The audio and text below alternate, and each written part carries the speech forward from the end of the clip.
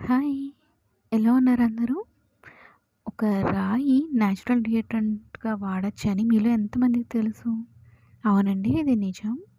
ఇది మీ అందరికీ తెలిసే ఉంటుంది పట్టిక. ఇంగ్లీష్‌లో ఆలం అని కూడా అంటారు. నీటిని ప్యూరిఫై చేయడానికి కూడా దీన్ని వాడతారు. మనం స్నానం చేసిన తర్వాత ఈ రాయిని కొద్దిగా తడి చేసుకొని అండర్ ఆర్మ్స్‌లో అప్లై చేస్తే చెమట వాసన రాకుండా ఉంటుంది.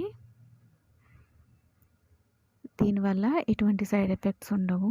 ఇంకా మీకు మంచి స్మెల్ రావాలంటే గనక మీరు రోజ్ వాటర్‌తో పాటు యూజ్ చేయొచ్చు.